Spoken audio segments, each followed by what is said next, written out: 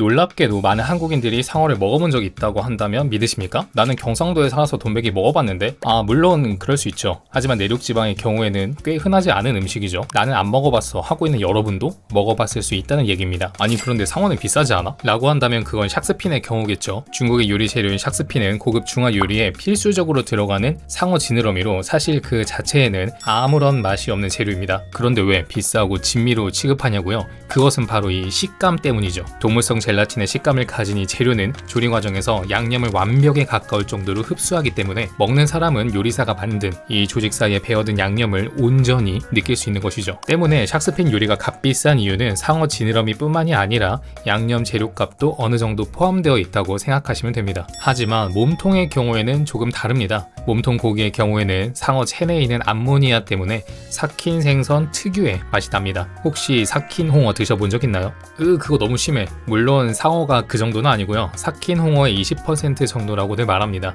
약하다고는 하지만 당연히 호불호는 존재하겠죠. 거기다 비슷한 맛의 냄새가 없는 상위 호환 생선까지 존재합니다. 뭘까요?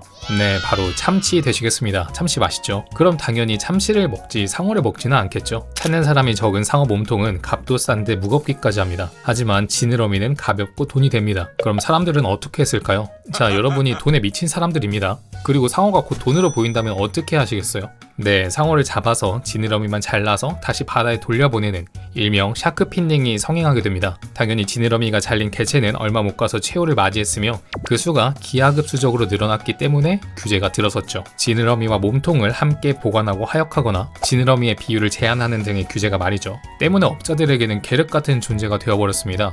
몸통을 버리자니 아깝고 팔자니 소비시장이 너무 작습니다. 하지만 역시 버리는 처리 비용보다는 조금이라도 이윤을 남기는 것이 낫겠죠.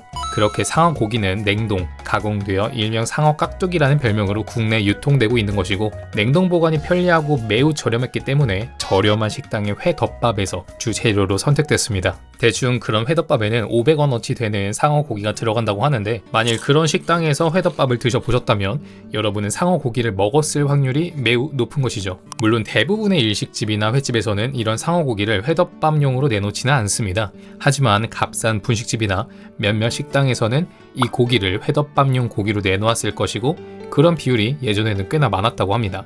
좋아, 내가 회덮밥을 먹었다고 치자. 그게 무슨 문제가 돼? 글쎄요, 알고 먹는다면 딱히 문제가 되지는 않겠죠. 횟집이나 일식집에서는 보통 참치나 연어, 오징어 등으로 회덮밥을 내줍니다. 하지만 참치라고 속이고 상어 회덮밥을 판다 라면은 그건 문제가 될 겁니다. 심한 곳은 냉면에 들어가는 가자미 조각이나 향어회를 넣는 경우도 있다고 하며 비린내와 맛을 숨기기 위해 콩가루를 일부러 듬뿍 얹어주고 초장으로 감춰놓는 곳도 있다고 하죠. 그럼 내가 먹는 상어는 뭐야? 백상아리? 아마 보통은 이 녀석일 겁니다. 이 눈 보신 적 있나요? 뭔가 억울해 보이는 이 눈, 실제로도 억울한 상어이 환도상어입니다. 왜 억울하냐면 이 상어가 수산업에 의해서 아주 많이 죽어나가요. 이유는 아까 말했던 것처럼 샥스핀, 지느러미가 길기 때문에 샥스핀으로 많이 이용되기 때문이죠. 그렇기에 주로 상어 깍두기가 되는 상어이기도 합니다. 값이 싼 고기면 단백질 개이득 아닌가? 그것도 재고해봐야 됩니다.